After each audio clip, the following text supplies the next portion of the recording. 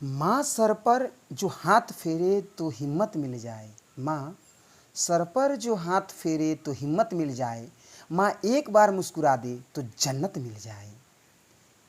Hi friends, आज हम class 12th Hindi दिगंत भाग 2 के काव्य खंड का 7वां लेसन, जिसका नाम पुत्र वियोग है। आज हम इस चैप्टर का शुरू से अंत तक बात जानेंगे कि इस चैप्टर में क्या बातें हैं, क्या नहीं है। बस आप मेरे साथ बने रहो, और आप क्लास 12th के विद्यार्थी हो तो इस चैप्टर को आप अच्छे से समझो, ताकि आपके आने वाले एग्ज़ाम, बोर्ड एग्ज़ाम में आपको इस चैप्टर से जो भी प्रश्न है, वो सारे के सारे प्रश्न निश्चित रूप से आपसे बनेंगे। बस आप मेरे साथ बने रहो इस वीडियो में। चलिए दोस्तों, चैप्टर का नाम है पुत्र वियोग। पुत्र मतलब दोस्त बेटा होता है। अब वियोग मतलब हम लोग कह सकते हैं कि बिछड़ापन, दूर हो जाना।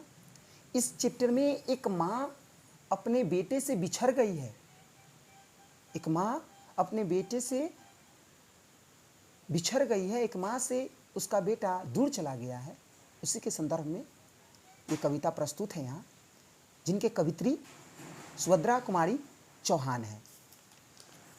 चलिए, ये सुभद्रा कुमारी चौहान का आप पिक्चर भी देख सकते हैं। बहुत संस्कारी और भारतीय कवित्री हैं।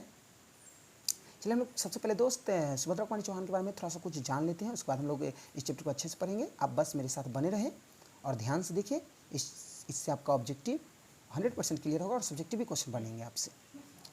सुभद्रा कुमारी चौहान का जन्म 16 अगस्त 1904 को नागपंचमी के दिन हुआ।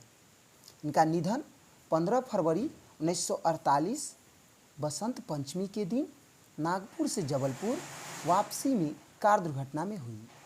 इनका जन्म स्थान, सुभद्रा कुमारी चौहान का जन्म स्थान निहालपुर, इलाहाबाद, उत्तर प्रदेश में हुआ। माता पिता, माँ का नाम श्रीमती धीराज कुंवर एवं पिता का नाम ठाकुर रामनाथ सिंह है। पति, सुभद्रा कुमारी चौहान के पति का नाम ठाकुर लक्ष्मण सिंह चौहान, जो कि खंडवा मध्य प्रदेश निवासी से 1919 ईस्वी में विवाह हो गया। तो दोस्त, ये सब थोड़ा सा ध्यान से देखिएगा, ऑब्जेक्टिव में आपको ये सब क्वेश्चन आ सकते हैं, है ना। तो ये सबको थोड़ा सा एक बार वीडियो को पॉज करके रोक कर आप अच्छे से देख लो। आगे बढ़ते हैं। ठाकुर लक्ष्मण सिंह अंग्रेज सरकार द्वारा जब्त कुली प्रथा और गुलामी का नशा नामक नाटकों के लेखक, प्रसिद्ध पत्रकार, स्वतंत्रता सेनानी और कांग्रेसी नेता थे। किनके पति? तो सुभद्रा कुमारी चौहान के पति। शिक्षा, क्रॉसवेट गर्ल्स स्कूल इलाहाबाद में प्रारंभिक शिक्षा इन्होंने प्राप्त किया। अब इलाहाबाद का नाम बदलकर प्रयागराज रख दिया गया है, आप लोग को पता होगा।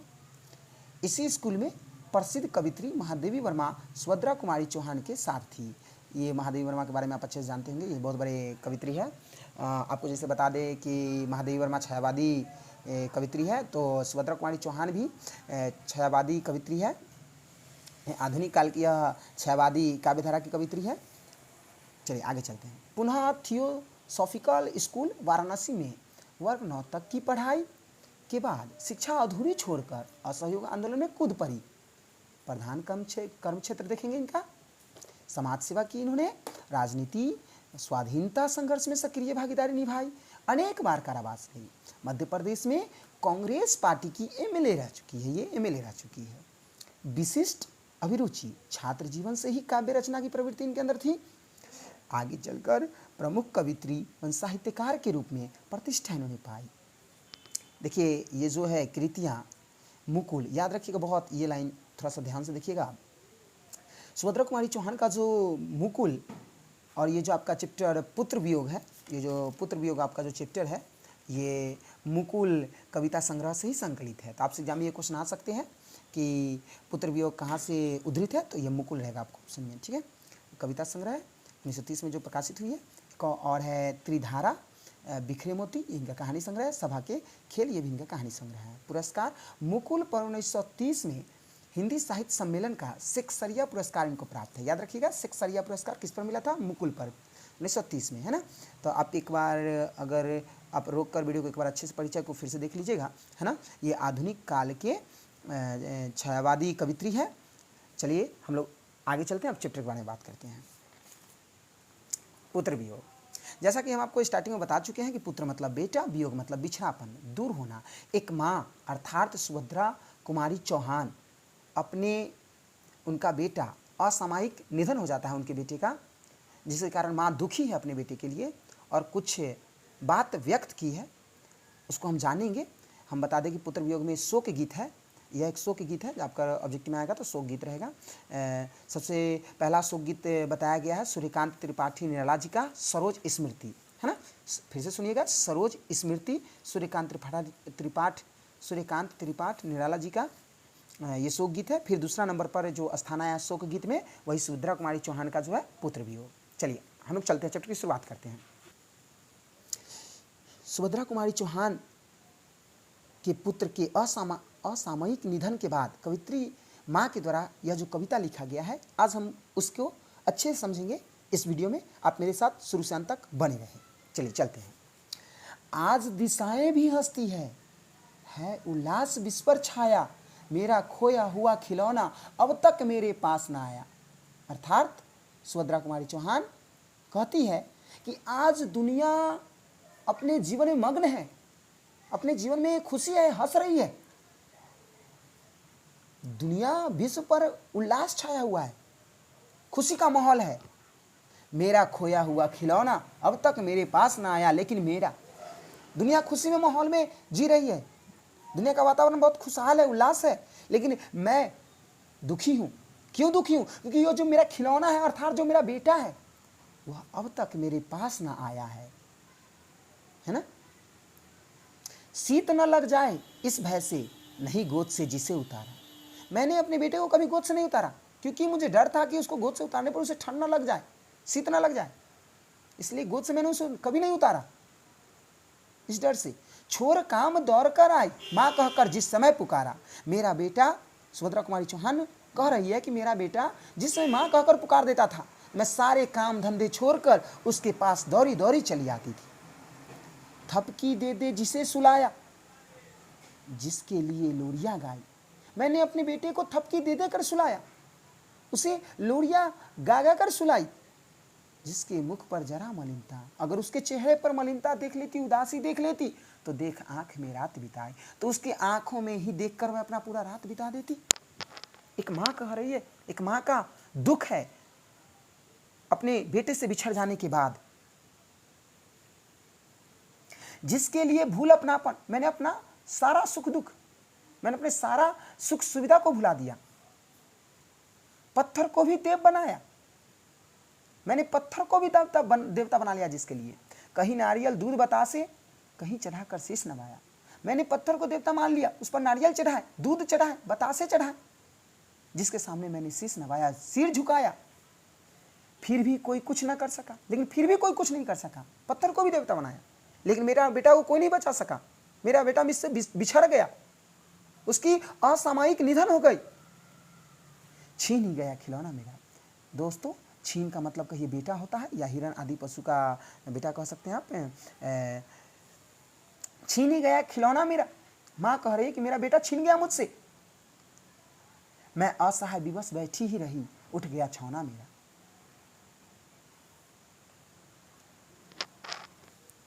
चलिए सॉरी दोस्तों, ये जो छीन गया वर्ड है, इसका मतलब छीनना ही होता है। मैं छौना का वहाँ बता दिया था, सॉरी इसके लिए। चलिए फिर से इस पैराग्राफ को देखते हैं। फिर भी कोई कुछ ना कर सका, मैंने पत्थर को भी देवता मान लिया, उस पर नारियल दूध बतासे चढ़ाए, उसके सामने शीश झुकाया, लेकिन कुछ कोई नहीं कर सका। छीन ही गया खिलौना मेरा खिलौना तो छीन गया, मेरा बेटा तो छीन गया। मैं असहाय विवश बैठी ही रही, उठ गया छौना मेरा छौना अर्थात इसका मतलब दोस्तों बेटा होगा, उसके लिए सॉरी। छौना मतलब बेटा कहिए, हिरण आदि पशु का जो बच्चा कहिए। तो ये जो कवित्री है, उनका जो छौना है, उनका जो बेटा है, वो मर गया, उसको कोई नहीं बचा सका, जिसके सामने इसने लाखों दुआएं मांगी, नारियल चढ़ाए, दूध चढ़ाए, बतासे चढ़ाए, शीश झुकाया, वो पत्थर के सामने देवता बनाया, माना उस पत्थर को, वो भी कुछ नहीं कर सका। चलिए आगे चलते हैं, आप मेरे साथ इस वीडियो में बने रहें।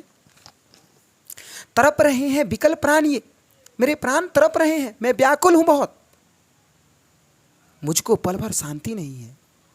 मुझे पल भर के लिए शांति नहीं है, क्योंकि मेरा बेटा मुझसे खो गया है, मेरे साथ वो अब नहीं है। वह खोया धन पा न सकूंगी, इसमें कुछ भी भ्रांति नहीं है। सुभद्रा कुमारी चौहान कहती है कि मेरा जो धन है, वास्तव में दोस्त एक माँ के लिए सबसे बड़ा धन उसका बेटा है। कह रही है एक माँ, तड़प कर कह रही है, उसका हृदय दुखों से भरा हुआ है। कह रही है कि मेरा खोया धन पा न सकूंगी, अब वह खोया धन पा न सकूंगी, इसमें कुछ भी भ्रांति नहीं है। मैंने जो धन खो दिया अब उसको मैं कभी नहीं पा सकूंगी, इसमें कोई संदेह की बात नहीं है। फिर भी रोता ही रहता है, नहीं मानता है मन मेरा, लेकिन मेरा मन नहीं मानता, मेरा मन नहीं मान रहा है।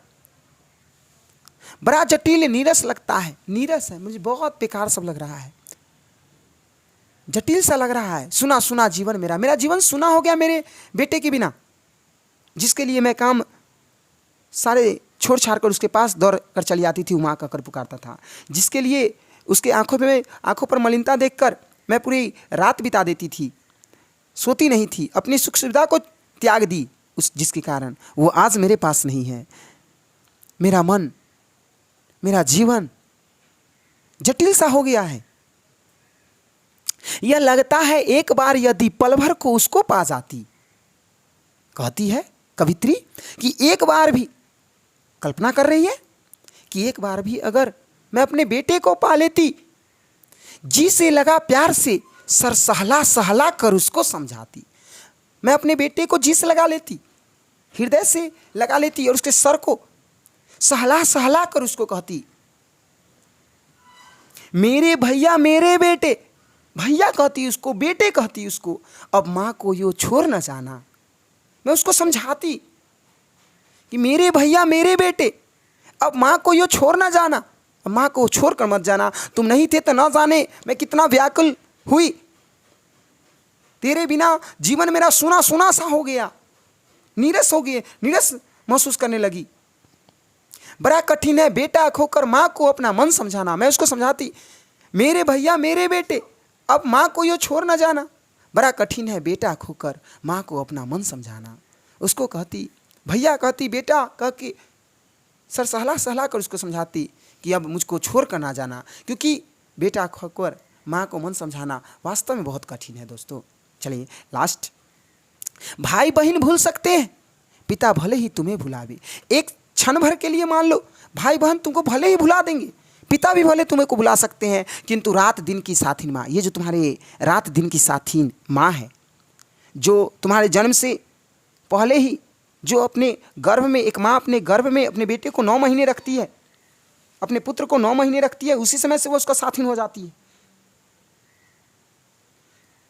किंतु रात दिन की साथीन माँ कैसे अपना मन समझावे, कैसे अपना मन समझावे। तुमको अपने पिता भुला सकते हैं, भाई भुला सकते हैं, बहन भुला सकते हैं, लेकिन ये जो तुम्हारी रात दिन की साथीन माँ है, यह अपना मन कैसे समझावे तुम्हारे बिना।